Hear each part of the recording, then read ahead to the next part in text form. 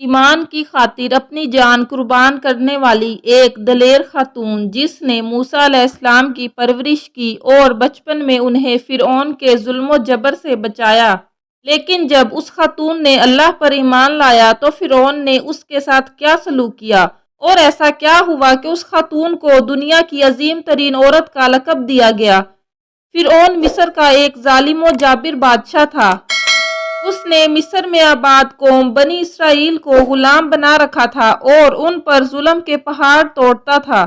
فرعون نہایت ہی مغرور بادشاہ تھا اور خود کو لوگوں کا خدا کہلواتا تھا، لیکن کسی میں بھی اتنی جرأت نہ تھی کہ فرعون کی مخالفت کر سکے، لہٰذا اللہ نے فرعون کے خاتمے کا ارادہ کیا تو بنی اسرائیل میں حضرت موسیٰ علیہ السلام کی پیدائش ہوئی۔ جب موسیٰ علیہ السلام کی پیدائش ہوئی، ان دنوں فرعون نے اپنے سپاہیوں کو یہ حکم دے رکھا تھا کہ بنی اسرائیل میں جو لڑکا بھی پیدا ہو اسے قتل کر دیا جائے۔ لہٰذا اس مصیبت کے دور میں مجبوراً حضرت موسیٰ علیہ السلام کی والدہ نے آپ کو ایک صندوق میں رکھ کر صندوق کو مضبوطی سے بند کر دیا اور اسے دریائے نیل میں ڈال دیا۔ دریائے نیل سے نکل کر ایک نہر فرعون کے محل کے نیچے بہتی تھی۔ اللہ کی قدرت یہ ہوئی کہ یہ صندوق دریائے نیل سے بہتے ہوئے اس نہر میں چلا گیا۔ اس وقت فرعون کی بیوی آسیہ بیٹھ کر نہر کا نظارہ کر رہی تھی۔ آسیہ ایک خوبصورت اور نیک دل خاتون تھی اور وہ کسی بیماری سے شدید تکلیف میں تھی۔ فرعون نے اس کا بہت علاج کروایا تھا مگر وہ ناکام رہا۔ کہتے ہیں کہ کاہنوں نے اسے بتایا تھا کہ اے فرعون، ہم پیش گوئی کرتے ہیں کہ اس دریا میں سے ایک آدمی تیرے محل میں داخل ہوگا، اگر اس کی منہ کی رال اس بیمار خاتون کے جسم پر ملی جائے گی تو اسے شفا مل جائے گی۔ چنانچہ جب نہر میں بہتے اس صندوق پر آسیہ کی نظر پڑی تو اس نے ملازمین کو اسے نکالنے کا حکم دیا۔ جب اس صندوق کو پانی سے نکالا گیا اور اسے کھولا گیا تو ملکہ نے اس بچے کو دیکھا تو اسے یوں محسوس ہوا کہ ایک بجلی سی چمکی ہے جس نے اس کے دل کو منور کر دیا ہے۔ آسیہ کے دل میں اس بچے کی محبت نے گھر بنا لیا۔ اس بچے کا لاب دہن جیسے ہی اس کے ہاتھوں پر پڑا تو انہیں شفا ہو گئی۔ فرعون کی بیوی آسیہ کے بدن سے کوئی لڑکا نہ تھا اور وہ بے اولاد تھی، لہٰذا اس بات پر خاتون کی محبت جاگ اٹھی اور اس نے موسیٰ علیہ السلام کو گود لے لیا۔ اس طرح اللہ کے حکم سے موسیٰ علیہ السلام کی پرورش اس فرعون کے محل میں ہوئی جس نے آپ علیہ السلام کے ہاتھوں سے ہلاک ہونا تھا۔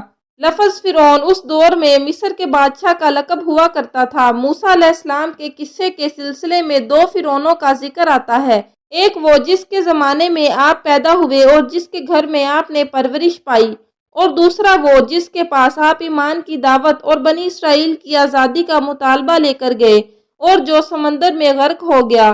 لہٰذا حضرت آسیہ کا خاوند جس نے موسیٰ علیہ السلام کو اپنے محل میں رکھا، دراصل بی بی آسیہ ریان بن ولید کی پوتی تھی۔ ریان بن ولید وہی بادشاہ تھا جو یوسف علیہ السلام کے دور میں عزیز مصر تھا اور اس نے حضرت یوسف پر ایمان بھی لایا تھا۔ جب مصر پر قبطی خاندان کی حکومت آئی تو فرعون نے اپنی طاقت کے زور پر بی بی آسیہ سے شادی کر لی اور انہیں دھمکی دی کہ اگر انہوں نے شادی سے انکار کیا تو ان کے والدین کو قتل کر دیا جائے گا، لیکن شادی کے بعد بھی اللہ نے حضرت آسیہ کو فرعون کے شر سے محفوظ رکھا اور وہ آپ پر قادر نہ ہو سکا۔ مورخین لکھتے ہیں کہ اللہ نے فرعون کو نامرد بنا دیا تھا، اور بعض نے لکھا کہ فرعون کو ایسی بیماری تھی کہ طبیبوں نے اسے ساری عمر صحبت کرنے سے منع کر دیا تھا، لہٰذا فرعون کبھی بھی حضرت آسیہ کے قریب نہ جا سکا۔ یہ بھی اللہ کی ایک حکمت تھی تاکہ بی بی آسیہ فرعون کے ناپاک جسم سے محفوظ رہ سکے۔ بہرحال حضرت موسیٰ کی پرورش فرعون کے محل میں کسی شاہی فرد یا شہزادے کی مانند ہوئی۔ ہر طرح کے آرام و آرائش آپ کے لیے دستیاب تھے، لیکن قبطیوں کے درمیان زندگی گزارنے کے باوجود موسیٰ علیہ السلام فطری طور پر ان سے مختلف کردار کے مالک تھے۔ حضرت موسیٰ علیہ السلام فرعون کے غرور و تکبر اور خدائی کے دعووں کو ناپسند کیا کرتے تھے اور ہمیشہ توحید کے متعلق واضح بات کیا کرتے جو فرعون اور اس کے درباریوں کو ناگوار گزرتی تھی۔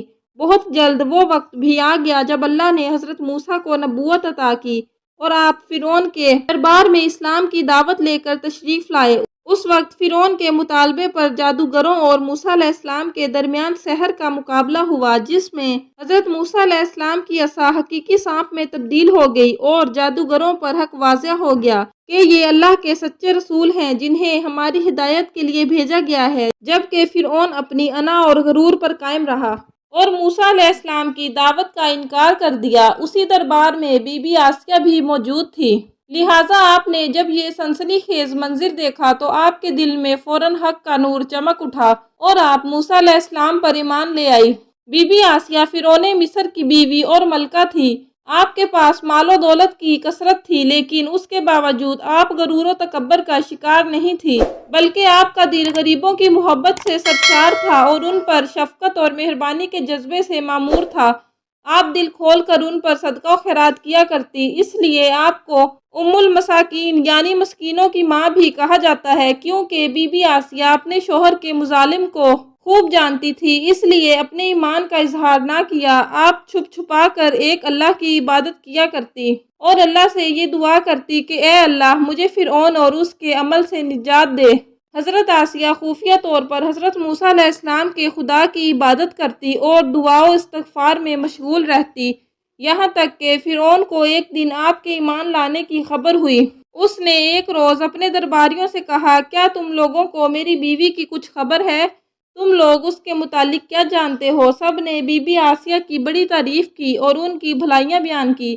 فرعون نے کہا، کیا تم لوگوں کو نہیں معلوم کہ وہ میرے سوا دوسرے خدا کو مانتی ہے؟ لہٰذا فرعون نے حضرت آسیہ کو دربار میں بلایا اور ان سے دریافت کیا کہ تو کسے ایک معبود مانتی ہے؟ حضرت آسیہ نے دلیری اور جذبہ ایمانی سے جواب دیا کہ میں موسیٰ کے رب پر ایمان رکھتی ہوں جو میرا، تیرا اور ہم سب کا خدا ہے۔ فرعون اس بے باک جواب پر غضبناک ہو گیا اور بہت جلد پورے شہر میں اس بات کی شہرت ہو گئی کہ فرعون کی بیوی اور ملکہ نے فرعونی طور طریقے کو ٹھکراتے ہوئے دین موسیٰ قبول کر لیا ہے۔ پہلے تو فرعون نے بی بی آسیہ کو سمجھا بجھا کر، ترغیب دلا کر اور ڈرا کر موسیٰ علیہ السلام کے دین کو چھوڑنے کو کہا، لیکن جب اس نے حضرت آسیہ کے چٹان جیسے مضبوط ایمان اور جذبے کو دیکھا تو اس نے ظلم و بربریت سے کام لینے کی ٹھان لی۔ فرعون نے اپنے اہلکاروں کو حکم دیا کہ آسیہ کو تپتے ہوئے ریگستان میں لٹا دیا جائے، لہٰذا آپ کو شدید گرمی میں ریت کے تپتے میدان میں چھوڑ دیا گیا۔ فرعون اس جگہ دورہ کرتا رہا اور کہتا رہا کہ اب تو باز آ جا، اگر تو نے میری بات مان لی تو محل کی شاہی زندگی اور آرام و آرائش تیری منتظر ہے۔ مگر حضرت آسیہ پر اس کا کوئی اثر نہ ہوا، چونکہ آپ کو جنت کے اصلاح فانی محلات پر ایمان تھا جو اللہ نے انہیں عطا کرنے کا وعدہ کیا تھا۔ جب فرعون نے حضرت آسیہ کی ثابت قدمی کو دیکھا تو اس نے آپ کو شہید کرنے کا فیصلہ کر لیا۔ اس نے اپنے سپاہیوں کو حکم دیا کہ بڑی سے بڑی چٹان کہیں سے اٹھا لاؤ اور آسیہ کو چت لٹاؤ اور چٹان اس پر گرا دو۔ لہٰذا جب یہ لوگ پتھر لائے اور حضرت آسیہ کو لٹایا گیا تو آپ نے آسمان کی طرف نگاہ اٹھائی تو پروردگار نے حجاب ہٹا دیے اور جنت کو اور وہاں جو محل ان کے لیے بنایا گیا تھا اسے انہوں نے اپنی آنکھوں سے دیکھ لیا۔ آخر کار اس پتھر کو آپ پر گرا دیا گیا اور آپ کی روح پرواز کر گئی۔ حضرت آسیہ کے فضائل حدیث مبارکہ میں کچھ ان الفاظ میں آئے ہیں کہ رسول اللہ صلی اللہ علیہ وسلم نے فرمایا، مردوں میں سے تو بہت سے درجہ کمال تک پہنچے، لیکن عورتوں میں سے سوائے فرعون کی بیوی آسیہ اور عیسیٰ علیہ السلام کی والدہ مریم بنت عمران کے اور کوئی عورت درجہ کمال تک نہیں پہنچی۔